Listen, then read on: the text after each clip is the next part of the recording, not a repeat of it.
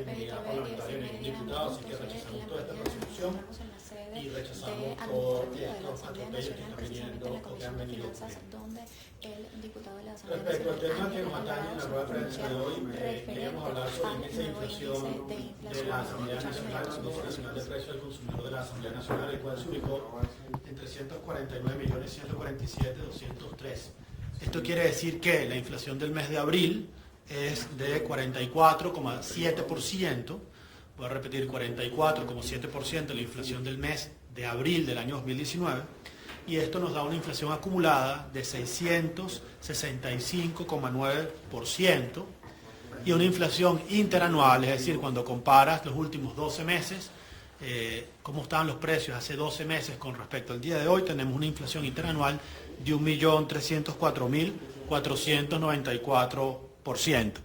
Esto quiere decir que nos mantenemos en una hiperinflación, los precios se siguen acelerando y hemos visto una aceleración en las últimas 3 semanas, después de unos 5 o 6 semanas, unos precios que habían estado en un promedio mucho menor, ahora tenemos una aceleración de los precios. Esto hace que el salario mínimo de abril, según nuestras estimaciones, solo compraba 1,69% la canasta alimentaria. El salario mínimo solo compra 1% la canasta alimentaria del venezolano. Y esta tendencia se ha venido agudizando. Por ejemplo, en el mes de enero, el salario compraba 3% de nuestra canasta alimentaria, el salario mínimo. En el mes de febrero, ese salario mínimo solo compraba 2% de la canasta alimentaria. En el mes de marzo bajó a 1,98% y en el mes de abril está en 1,6%.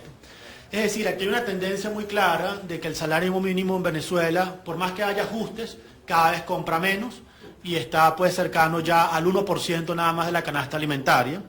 Una canasta que, según nuestras estimaciones, se acerca o está alrededor en el mes de abril de 1.171.732 bolívares para el sostenimiento de una familia estándar en Venezuela. Esto a pesar de que el rubro alimentos solo tuvo un incremento de 22%, es decir, estuvo por debajo del promedio. Tenemos otros rubros que variaron mucho más, como el caso del alquiler de vivienda, que varió en 200% en el mes de abril, o el rubro servicios, que varió 252%.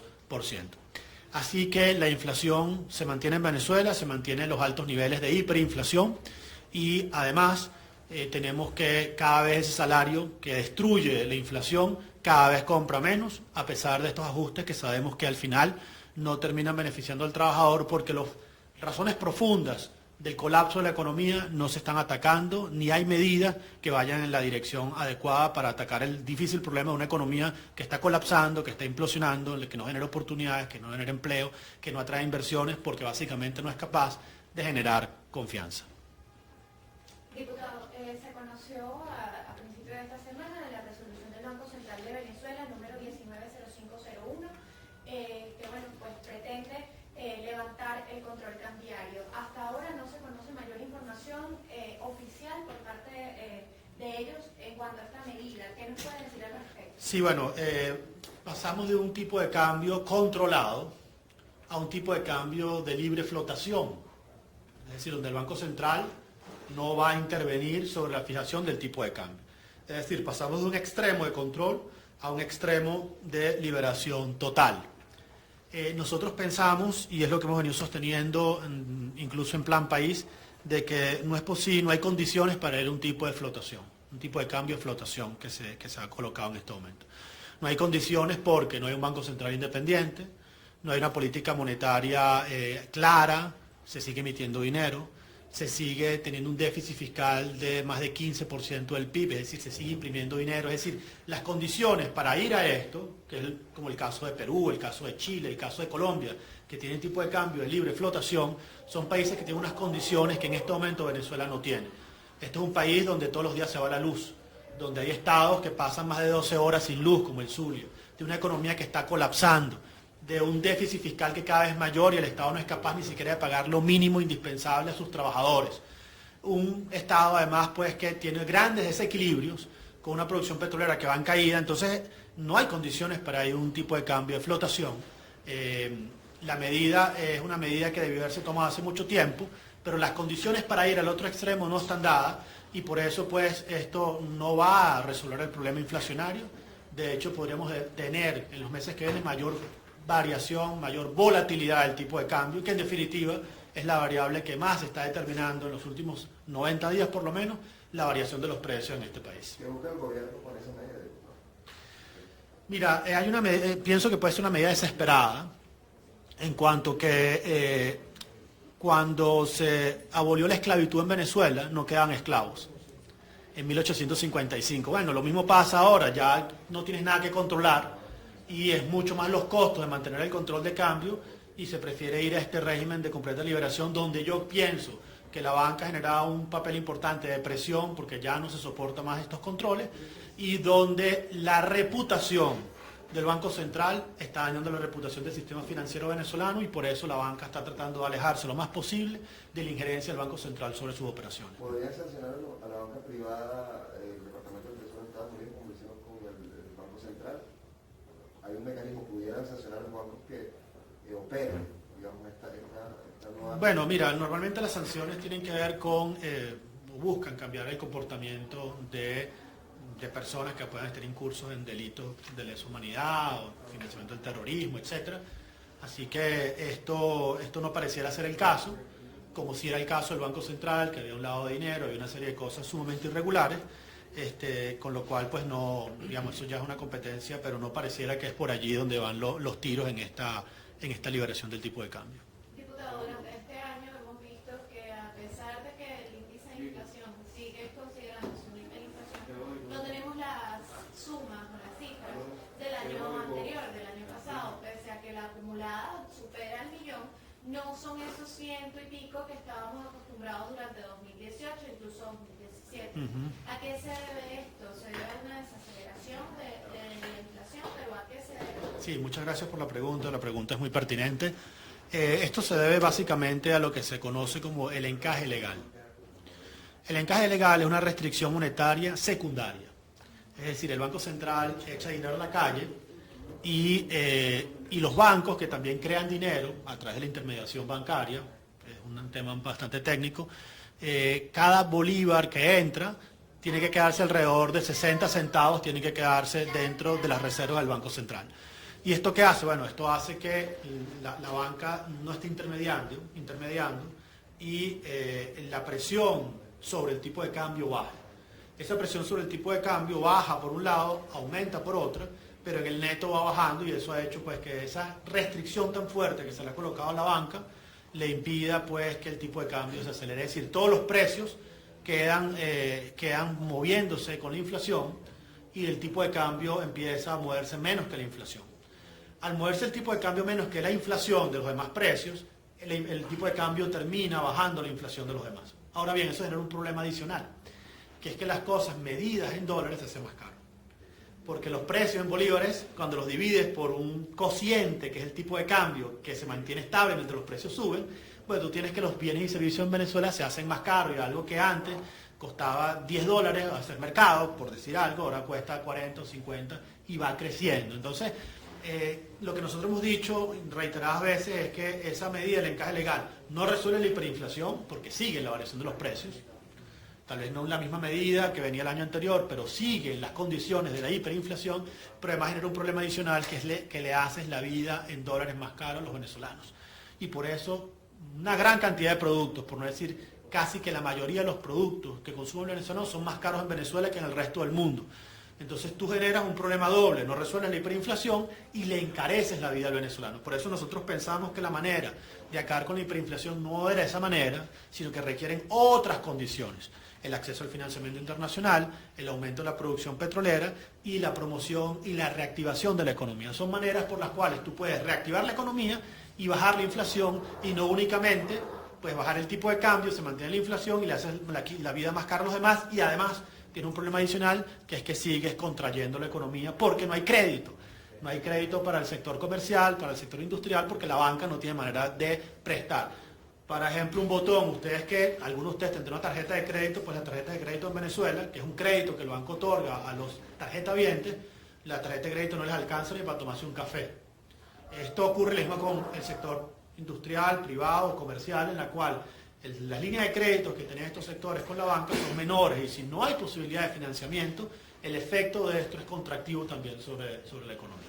Diputado, porque en estos momentos en Venezuela hay más fluidez en la calle de dólares en efectivo que de la propia masa monetaria en Bolívar. Sí, la pregunta es muy pertinente, porque con la reconversión monetaria, bueno, ha aumentado, se cambió la familia de billetes, pero esa familia de billetes ya quedó completamente desactualizada.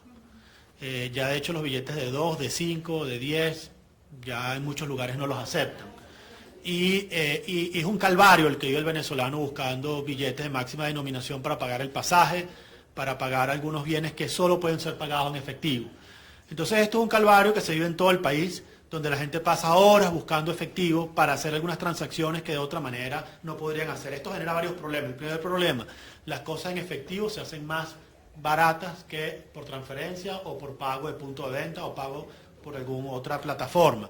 ¿Esto por qué? Porque el billete, el valor del billete ya no es el que tiene en sí mismo, el valor facial, sino que el billete vale más de lo que dice, por la escasez de billetes. Entonces, esto genera que hay una escasez de billetes muy importante, y esa escasez de billetes se ha sustituido por el consumidor con otra moneda. Y por eso entonces la hiperinflación genera un desprecio por el bolívar, pero al mismo tiempo la escasez de bolívar genera pues que la gente busque alternativas y empiece a circular otras monedas como el dólar, como el euro, como el peso, que se hacen moneda. Entonces esto es lo que se conoce como la dolarización de la economía, que es típico de un proceso hiperinflacionario que se agrava en Venezuela debido a la falta de efectivo.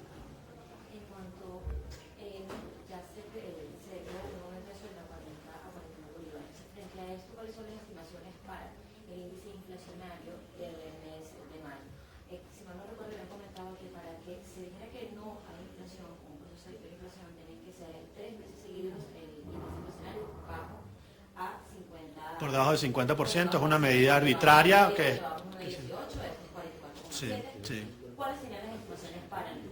Sí, bueno, las estimaciones del mes de mayo es que esto se viene acelerando, como se viene acelerando las últimas 3 semanas de abril, y se va a acelerar más cuando aumente el salario. ¿Por qué? Porque si ese salario se aumenta producto de que aumentó la producción petrolera, en el caso de los empleados públicos, o que aumentó la productividad de las empresas, lo cual no parece estar en el panorama, pues evidentemente las empresas podrían pagar eso o el Estado podría pagarlo con los ingresos adicionales. Pero lo más probable es que este aumento del salario sea pagado con mayor emisión de dinero por parte del Banco Central y como el financiamiento no es genuino, esto se va a trasladar a los precios en una proporción similar o mayor. Es la experiencia que hemos venido viendo y la tendencia que hemos venido viendo además en la capacidad que tiene el salario mínimo de comprar la canasta alimentaria. Entonces lo que esperamos para el mes de abril es un aumento del mes de mayo, es un aumento de la inflación, eso en primer lugar. Y en segundo lugar, también estaría el gobierno incurriendo en una práctica sumamente dañina. Dañina en el sentido de que no quiso aumentar el salario mínimo para evitar que hubiese inflación. Y nosotros creemos pues que ya está claro que esa dinámica no funciona, pero tampoco puedes hacer que el trabajador sea el que pague los platos rotos de una política antiinflacionaria. Así que se requieren medidas holísticas, medidas integrales, medidas completas. Ya el venezolano no quiere medidas parciales de aumento de salario, ni tampoco quiere que no le aumenten el salario, quiere una medida completa.